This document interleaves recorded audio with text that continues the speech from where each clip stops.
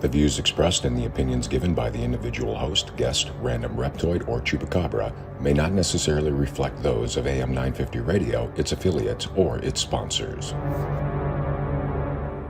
Now, it's time to step into the unknown. The best of GhostBox Radio with Greg Bakun.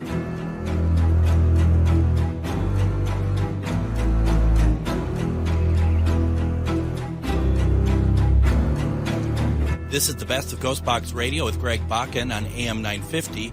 Tonight we're going to play parts of interviews from 3 different guests. We've had some amazing people appear on the show, and we think that they should be heard from again. Enjoy the show. Tonight we are talking with author and demon hunter Joseph Stewart. We're talking about his book, Demons, A Secular Look. I keep wanting to call it a new book, but it is absolutely not a new book. It's just taken me years to get back in touch with Joe. So, but we got you now, Joe. So that's something. So I got a question from the chat room, and Kyle asked you the question: would you speak about the rules of demon interaction? I've heard that they are allowed to fool people, but there is a line that they aren't allowed to cross. What is that line? Not true. They can do whatever they want. There's no rules.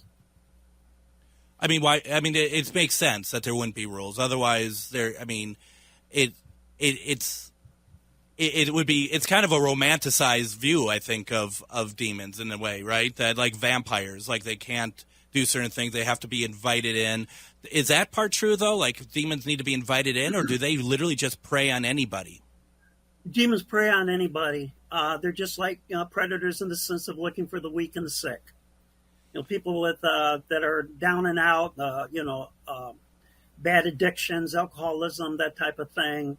You name it. They're always out there looking for somebody. So, and yes, you can invite them in, but you don't have to invite them in to get demons. Right. It seems like, as you had said early in the program, they're going to focus on your weakness, right? That's what they hunger, that's what they crave, right? Correct. So now I got questions myself that are probably going to be, you're probably going to be like, wow, Greg, this isn't a great interview. I answer these things all the time. But I really feel like you're seeing something that I think a lot of other people who I talk to about demons, I don't think they see. And I'm curious about like what some of these situations, if you don't mind me asking some very parochial questions here tonight. But first of all, you're pinned by one, as you said in the last segment. What do these things look like? Whatever your nightmare dreams are, they're basically, you can't see their form because of the realm that they exist in. So basically, it's a hallucination. You're seeing what is your greatest fear or your greatest desire. They can make it either way that they can use to manipulate you. Gosh, is there a way to know that it's a demon? I mean, it sounds silly to say, but I mean, boy, they could, if that's the case, that they can be around you all the time without you knowing, basically. Yes. I mean, I suppose. Perhaps you tell me they coexist with us is the best way to say it. They coexist with us, great. And then, I mean, I suppose once they start, like, especially the ones who look like your greatest fantasies or whatever else, once they start luring you into doubting your moral compass or whatever else, I suppose that could be a sign that something's not right here. Yeah, you'll know eventually, because it may start off very nice and pleasant and promise you the moon. And usually they attack real young people, they're having a hard time in life, and they will be your best pal, and eventually they will turn on you. Sure. They're kind of I guess you would call them like an intangible, non-human entity, and they're driven by an egomania, extreme arrogance, and Machiavellian behavior. They're very manipulative. What is, I mean, the concept of Satan as far as a head of evil, a head of demons, is that part of all this, or is that something that is not even considered? I guess you can look at them like any kind of predator, I mean, they're feeding on us. Yeah. They're feeding on our energies and things. And it's very important to create that emotion of fear. And with the sex demons, with sex, all that energy there. And that's what they're doing. They just keep feeding off from us. The demons are, they're intelligent. I get that. I understand that.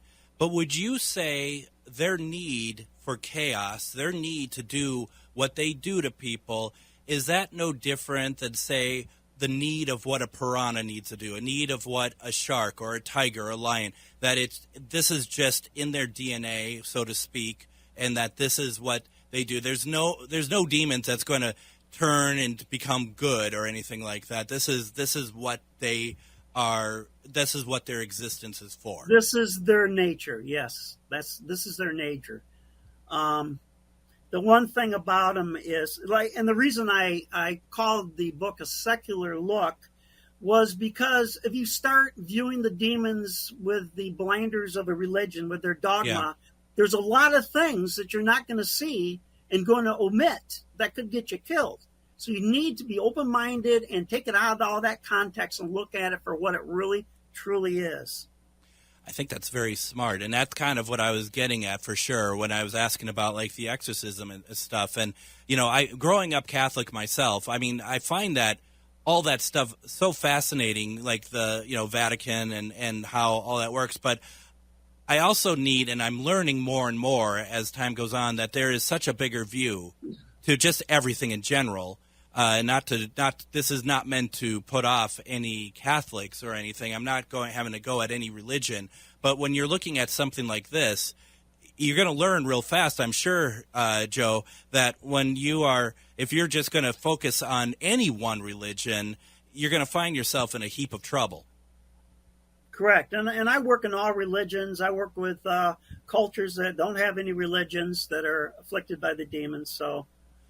You said that you can call them in, and that's what can take care of them. But you mentioned you travel. How much do you do of that now? Do you still go out and travel to locations, or is it mainly more remote? Yes. I travel usually 1 or 2 states over sometimes, depending. But a lot of it is in the bigger cities, like Grand Rapids here or Detroit especially. Mm-hmm. I mean, I got 6 new cases already, and this weekend I'll be going to Hazel Park, which is North Detroit, and Pontiac, which is also kind of north of Detroit. Both Saturday and Sunday to work these cases. How do you keep up with it? I mean, you have to be exhausted a lot. I guess I'm in my stride. I've been doing it for a lot of years. So just knowing what we need to do and, dotting our I's and crossing our T's and being prepared for anything. And you really do. You have to be absolutely ready for anything. Yeah. You got to bring your A game every time. Every time. There's no room for error. No, because what they do is they're very masters of, of distraction. If you read that Tennessee case, you'll see how they were distracting people from their task, as well as the Ypsilanti case. You'll also show where it stops the people from doing their exorcism by distracting them with a painting. I think it was the picture of a demon, a painting everybody was fascinated with. And thank you for telling me how that's pronounced. I had been looking at that, and I was like, I'm like, what is that? Yeah, we have a lot of Indian names around here. So, and this is the thing, folks. If you're looking for a read, and this is also I've read like I forget the name of the book off the top of my head, but it's about Ed and Lorraine Warren, and they're talking about their cases and stuff. This is if you're looking for a read like that to understand what happens in these actual cases. This is why this book is really interesting and really good, because, I mean, that's what I like to read. I like to, it sounds really kind of lame actually saying it out loud, because sometimes you read this stuff and you do get scared, and that's kind of the interesting, dare I say, fun part of it, but there's nothing fun about what you do. Yeah. I mean, and I feel really. bad. I feel bad about that because it's not it's his education, not entertainment, but it's still like this is like you get scared by watching The Exorcist. Well, this is what's really going on, and like you said, the way of taking the focus off of one thing and putting it to something else, to kind of take away the attention. And I've seen that also as a paranormal investigator. I've seen that too, just in cases, not demonic by any stretch of the imagination, but I've seen that. And you look back later and you're like, oh my gosh, I totally fell into it. I mean, do you run into that? Are you really good now that you pick up on that right away? Yeah, I mean, I did ghost hunting for, over 40 years. I started back in the 60s when it wasn't popular. Yeah. Hans Holzer, which, Dave Schrader had that show about. Yeah. I studied a lot of him in the early days. And I'm sure I ran into demons. Now I look back at some of these cases. I know I have, but they don't want you to know about them. If you don't know about them, they can do anything that they want. And you'll be none the wiser. That's correct. That's how they work. Absolutely. So tell me about, kind of veering off a little bit, tell me about what paranormal investigations was like in the 60s. What were you doing? How did that work? Well, we didn't have all the equipment that you have today. Used a reel-to-reel tape recorder. Yep. They made smaller ones you could take into the field. It's, investigating, getting the information, doing historical investigations, taking good notes, having experiences in that, 35 millimeter photography. We didn't know much about EVPs then, but occasionally you could hear something, on the recorders. And you just tried to help the people as best that you could, not like you can today with all this technology now. It makes it so much easier, to do it. Right. I mean, do you feel like the technology is good, or do you think? You mentioned that you think that it's gotten a lot better to help people. So it's the equipment and stuff seems to be kind of a positive for you. Well, it can be a positive. I mean, I prefer using a good psychic. Absolutely. I mean, there's some out there that just can really connect to that world and what they're saying. And believe me, I've done hundreds and hundreds of hours of EVP work and stuff. And it's just a lot easier to use a psychic and tune in really quick to what's going on. I have a couple reel-to-reel players that and recorders that I take out on occasion because for that very same reason, I like to sometimes record onto analog opposed to digital and see what I can get. And it's really kind of cool. Except that if you took 2 hours recording, it's going to take you 2 hours to download it into your system. I know. Yeah. I've been there. I know. And the fact, too, I don't want to reuse the audio tape either because I'm afraid of bleed through and all that stuff. So, yeah. No. But you get your best EVPs in the analog. And that's why I say once in a while I bring it out there. It's a pain. So when was it then that you're doing all of this investigation and stuff? And Hans Holzer, absolutely. I'm just, as you may or may not know, we just did an event with Dave Schrader. We talked a lot about Holzer files, and I've got a lot of his books that I've been reading as well. When was it for you that demons started to come into the picture? 2009, I was doing a haunted house, and it was revealed later on that a woman was being basically raped by a demon. She was Catholic, and I didn't believe in demons, but I knew that ghosts can get very feisty and nasty, depending on how they are in life. That's the way they are in death. Yeah. And so that's what I thought it was, and then it got revealed to me when I went and investigated the previous house that she lived in. That was an incubus that was actually attacking her, and I did not believe it up to that point. And then it was face to face with it, and then I had to believe it. Was it at that point that you decided that I need to play a role into helping people with that? Okay. No, it wasn't like that at all. A friend of mine who was the woman's boyfriend, this thing he was defying it, trying to protect her, and it was literally eating him away. He was almost like a Holocaust victim, and it was going to Wow. kill him. And so I knew it existed, and I had to figure out, how do you fight something like this? And, you go to like the internet and you start looking, and then you say, anybody can say anything out here. So I got to know if it's real or not, because I can get killed out here doing this. Absolutely. You are listening to the best of GhostBox Radio with Greg Bakun. Remember, you can hear full past episodes, see upcoming events, and order books of the authors we have on the show by going to ghostboxradio.com. Don't forget to like us over on Facebook. Look us up at GhostBox Radio with Greg Bakun. And finally, please consider supporting me on Patreon. We have a special, unique audio content that you'll not find anywhere else, plus special episodes. On Patreon, you can find me as GhostBox Radio with Greg Bakun. We'll be back with another guest after the break. You're listening to GhostBox Radio on AM 950.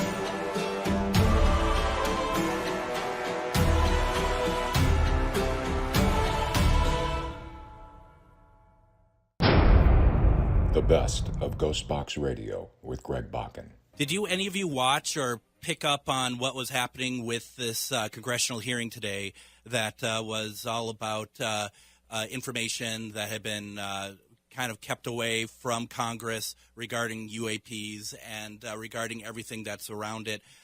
Because the reason I ask, because we do have Erica on, and we're going to break this down with her right now, but I'm also really hoping that some of you will include your questions as well. You can do so in the chat. You just leave it, if you're watching us on Facebook, just leave it in the chat.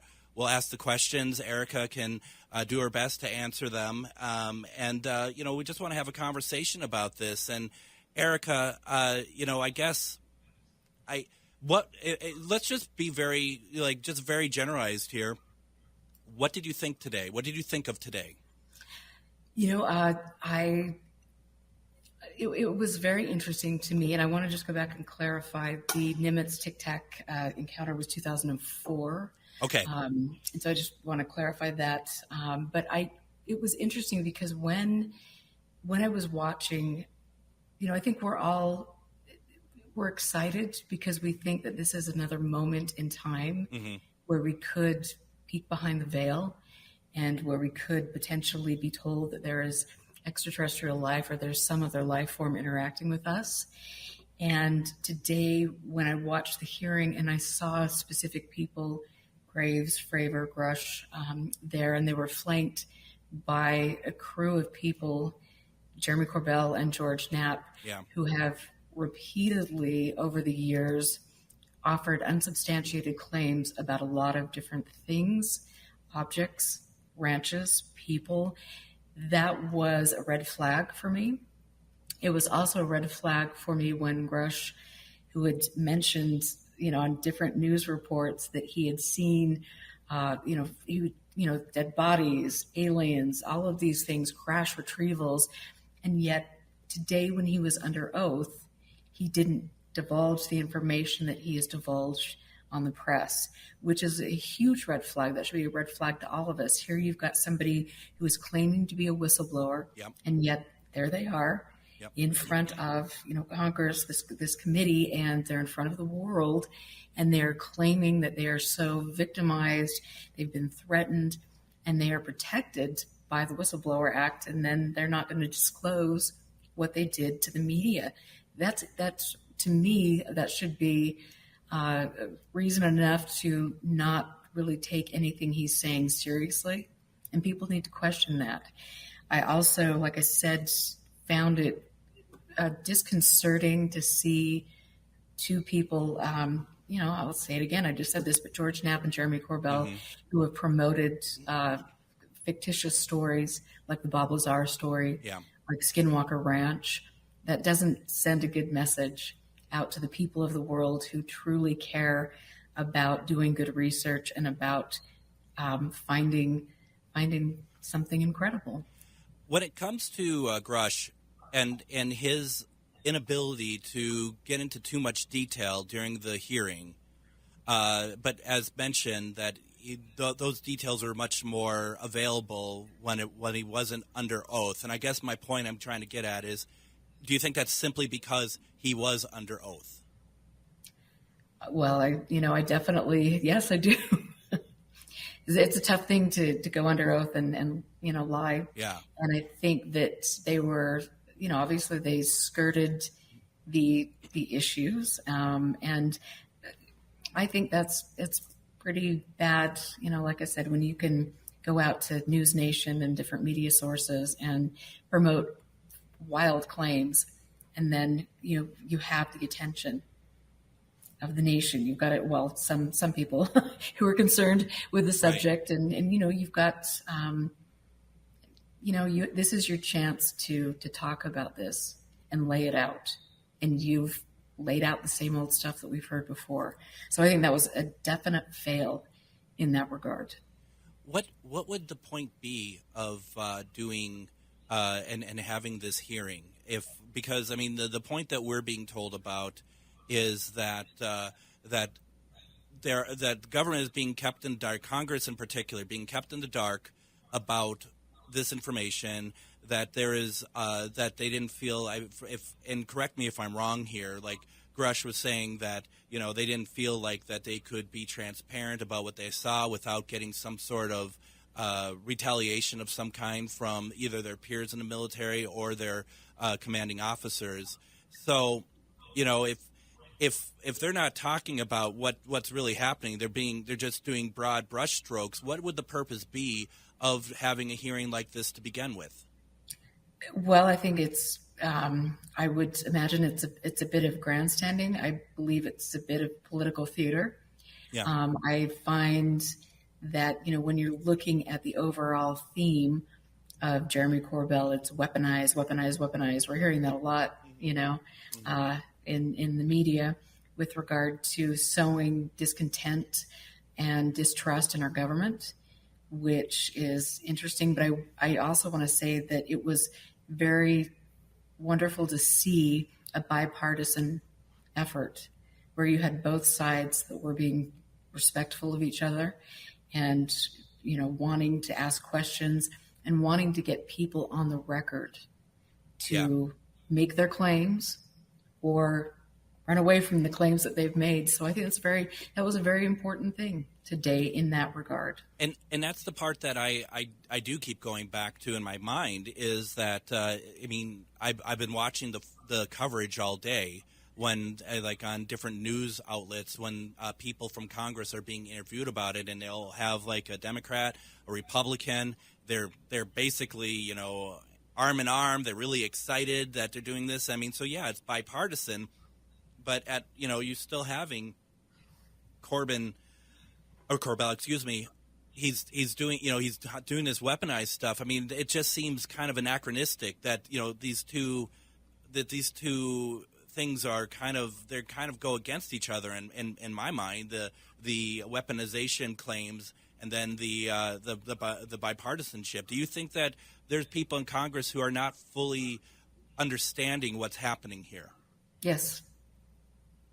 Yes, I do. And it's to be fair, there are a lot of nuances to this subject. This isn't something that you go in and you read a little briefing by Corbell or Knapp and then, oh, okay. And granted, I will say I'm the first person to admit that I did that. That was when I came into this subject. I'd been reading books my whole life, and I didn't have the skill set or the knowledge when I became a public figure in the subject to really understand the layers of all of this. And that's something that clearly, I don't believe people are skilled in knowing, and they're hearing, things from people that are questionable, and they might believe that. And it would be really great if some of these people could reach out to people like myself or people like other researchers that have really looked behind the scenes, and hopefully their aides are doing that behind the scenes.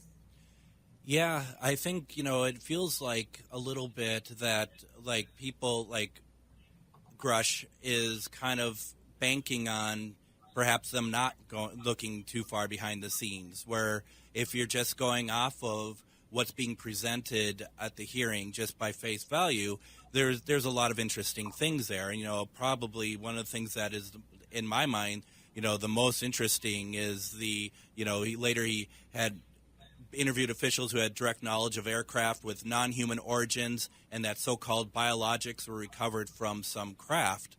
You know, that's the golden ticket, isn't it? That's what people want to hear. But you know, it is, and I just have to like hold this up because I mean, I've got, you know, like I said, I've got a huge collection, and I go back through some of these periodicals and you know, research papers, and there's always been the myth about UFOs landing. I mean, this is Popular Mechanics, May 2021. When UFOs land, startling physical evidence they can't explain away. You know, I mean, this has been the narrative, yet nobody has actually proven that we are being visited by extraterrestrials, and today, or some unknown entity. And yet today we saw 3 men who I will say I have to respect their military service. Mm-hmm. That is really, you know, that is very admirable.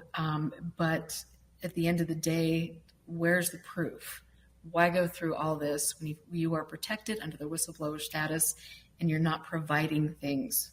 That's, I'm sure, to people that have invested a lot of time and effort into researching the subject, or people that care about it and think it's fun, we're probably very disappointed today by what took place. We're talking with Erica Lukes.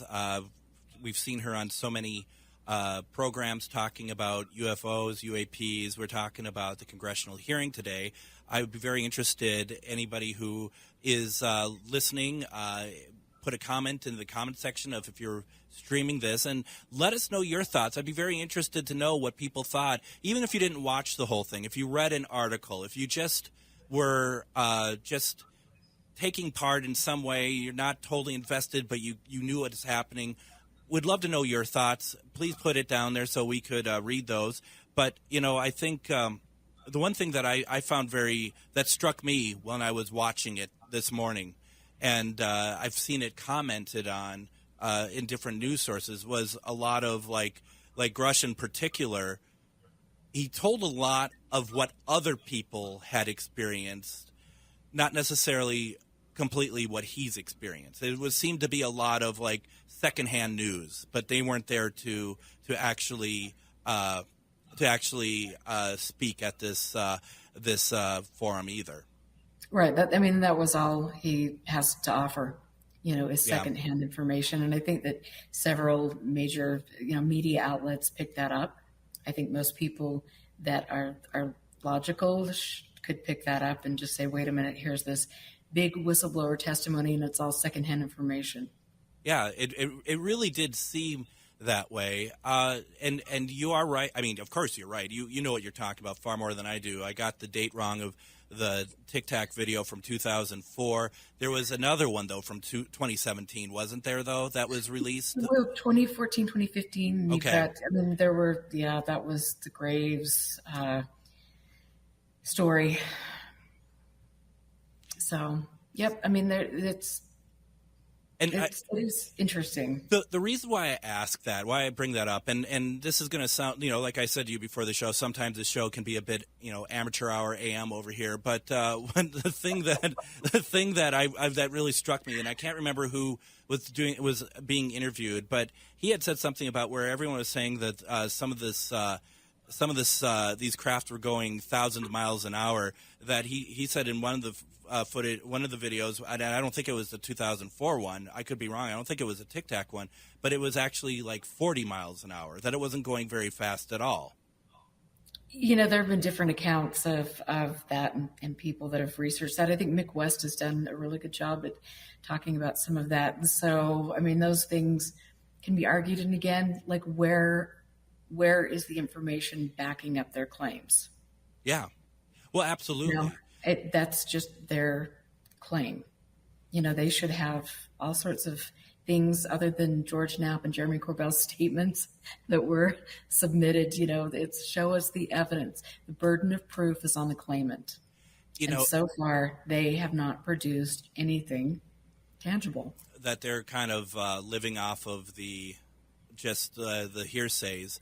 And, you know, yeah, go ahead. I'm sorry. I was just going to say, and it's also like, in my opinion, having studied this and the people involved and the people who are backing the people involved and the cohesiveness of this group of people, who are kind of working together to do what they're doing. I don't know. They have a very good stick. Yeah. They've got a good group of people that can go out there and probably at the end of the day, some financial backers. Robert Bigelow comes to mind, Peter Thiel potentially. And so it's a, slick production, and it's always a constant kind of theme. And I know Gresh today had mentioned that, he and his wife had been affected. He didn't come out and say by the hitchhiker effect, but I'm sure that's what he's alluding to, given the fact that he's involved with the same group of people. I'm sure that will come into play, but it's just, again, it's a lot of stories. It's a lot of distrust of the government. It's a lot of weaponized. I really have a problem with the wording and the way that Jeremy Corbell continually over the years has come out with this. Why should we be weaponizing the study of looking at another life form?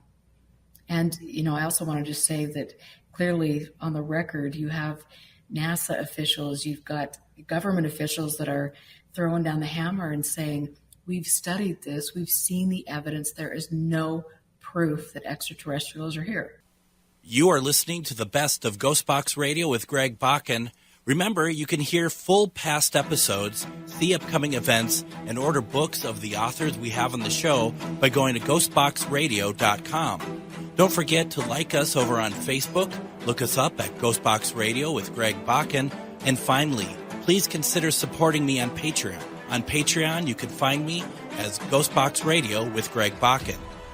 We'll be back with another guest after the break. You're listening to GhostBox Radio on AM 950.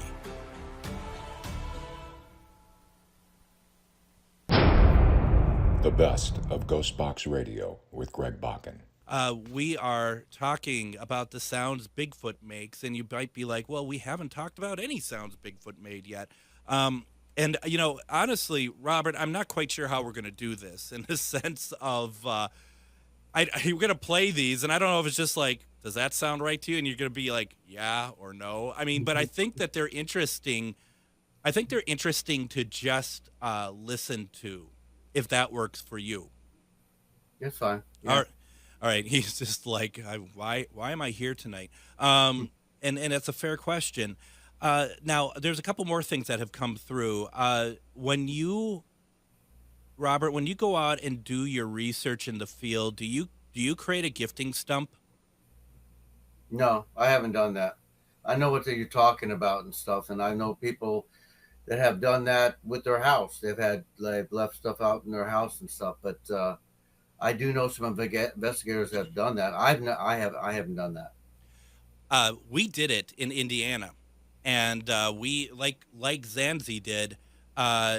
We didn't put out the chocolate or anything. We did have some stuff out there, but what we did have out there was a granola bar. It was still wrapped, and like she said, she had feathers and fancy rocks. We had marbles that were kind of balancing on the stump itself, and we went away for a couple hours. Now, earlier that evening, we were in a picnic area, and it's just like you said. We only had we didn't really travel far from the campsite. We went into the woods a little bit, but we kind of stuck to the campsite. And we had some Funyuns, a bag of Funyuns at a picnic table, and some raccoons came up and they took it and they ripped it apart, just like what you expect raccoons to do. The gifting stump, though, we left for a little bit, about 2 hours. We came back, and most of the stuff on the gifting stump was still there, except for the granola bar. And the granola bar, we found the wrapper on the floor, that's a floor, on the ground. And, like we talked about how the raccoons just tore apart the Funyun bag. This was not ripped apart. It looked literally like someone had the bar and they took their nail and went across the packaging like slid it open and took it out and put the wrapper on the ground, that marble I talked about was untouched. I mean, it was a very delicate operation.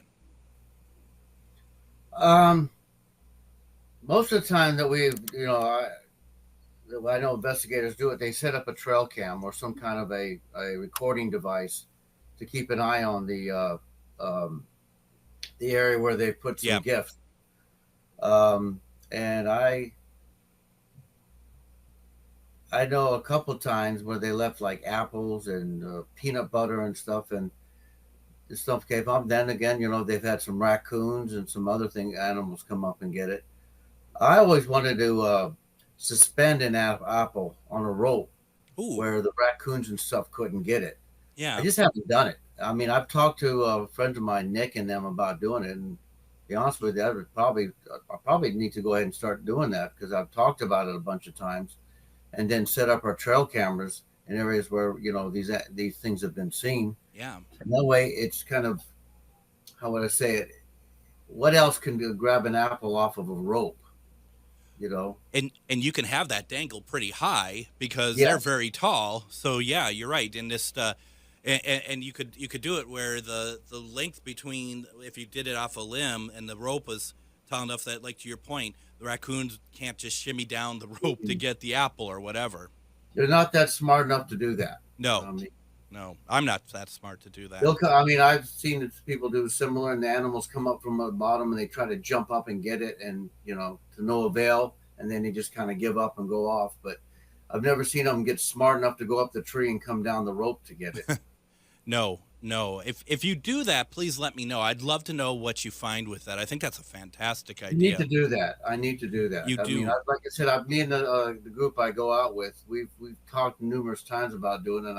I'll be honest, I don't know why we haven't done it. Now I'm at a loss right now, because now you're talking about it. It's like do it. Just do it, Robert. We're gonna do it. We're gonna do it this time. Yeah, do it this time. And how often do you go out into the field? Well, I haven't been in a long time, and because the weather down here in Florida has been extremely, extremely hot. Mm-hmm. Mm-hmm. And I have, I'll be honest with you, I have taken a step back a little from it to focus on my wife, because my wife has Parkinson's. Yeah. And she has been doing this furniture stuff, and I decided I wanted to help her, push, because she's been supporting me for a long time, and I just wanted to take a step back and support her. Yeah. She does enjoy camping.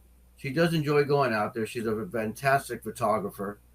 I'm not sure how much she really believes in all this stuff, because, we've seen some obvious hoaxing and some stories that are a little far-fetched. So she's on the border on that. She's a little bit more in the paranormal than she is in the cryptozoology, but she does go out with me, and she does keep an open mind.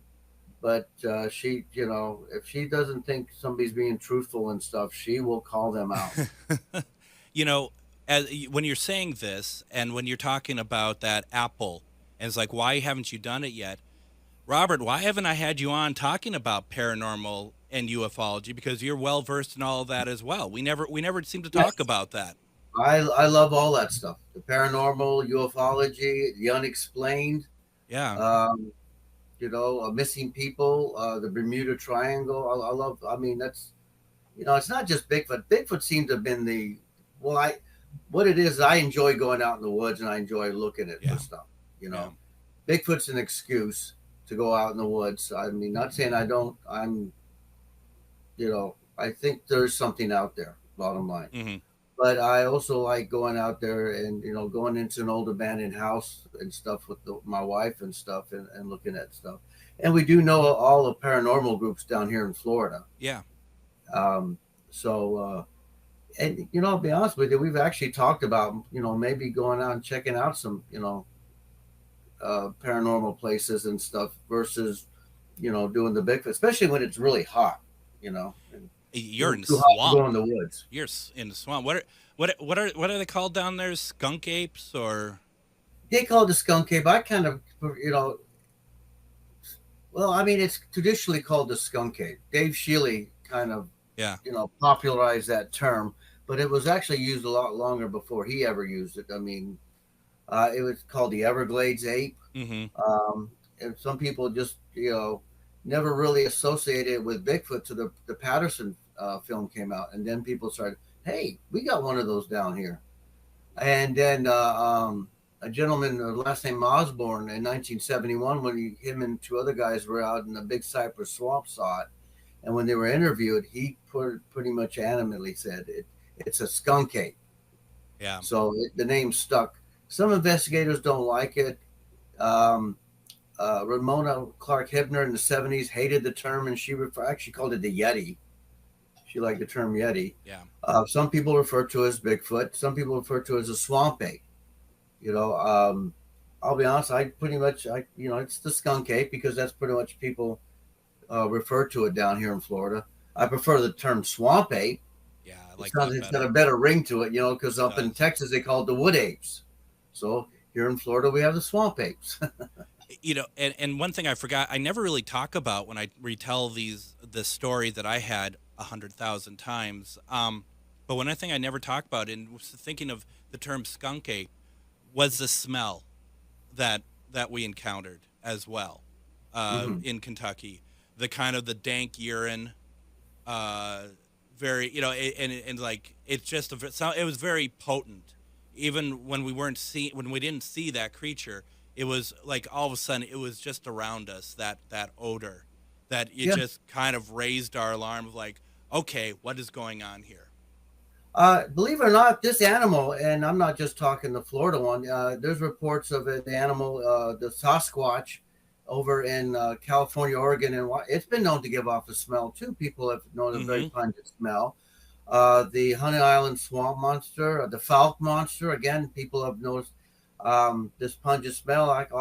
It's a big hairy animal going through this woods, and there's different theories. I mean, I have talked to people that have seen it and didn't smell it.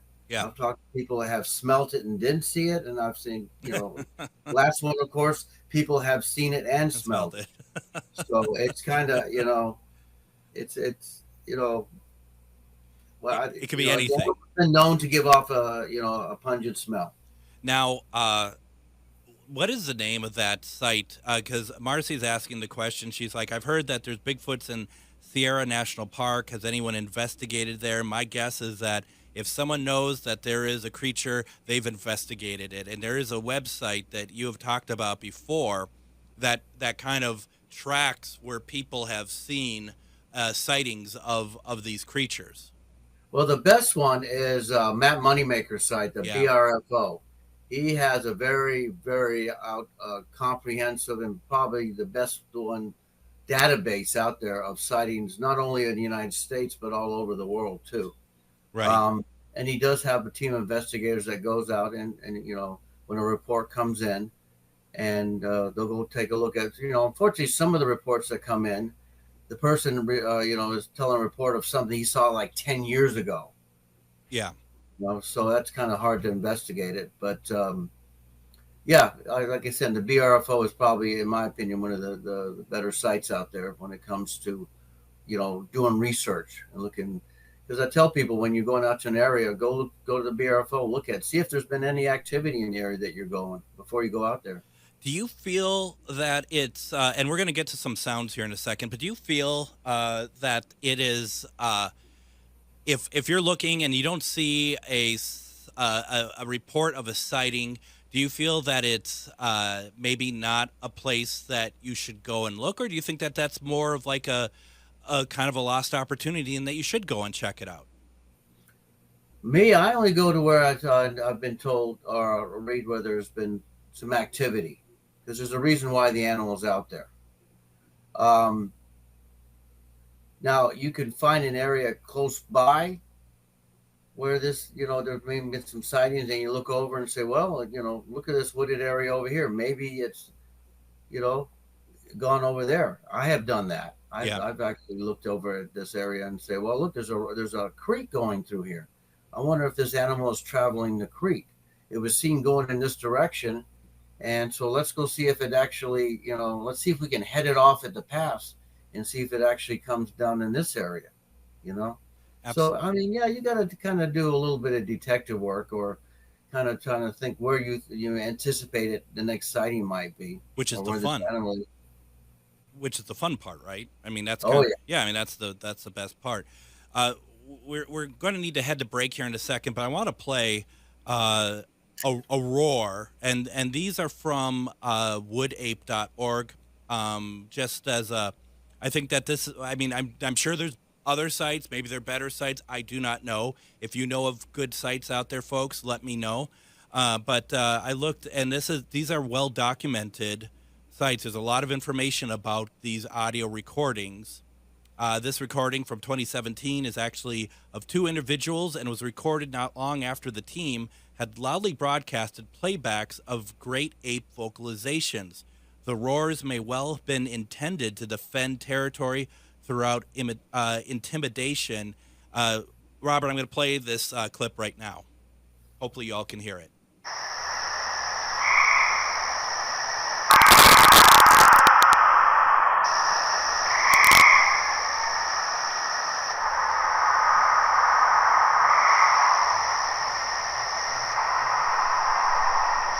Well, that's frightening. I'm going to play it one more time. I hope everyone can hear it. If you can't hear it, I know you can hear it over the air, but if you can't hear it through our streaming, let me know.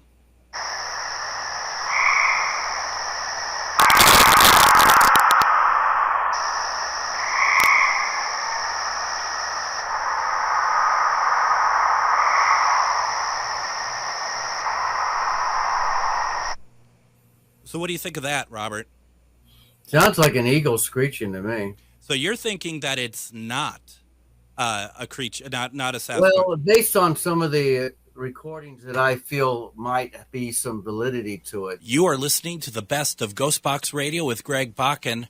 Remember, you can hear full past episodes, see upcoming events, and order books of the authors we have on the show by going to ghostboxradio.com. Don't forget to like us over on Facebook, look us up at GhostBox Radio with Greg Bakun, and finally, please consider supporting me on Patreon. We have a special, unique audio content that you'll not find anywhere else, plus special episodes. On Patreon, you can find me as GhostBox Radio with Greg Bakun.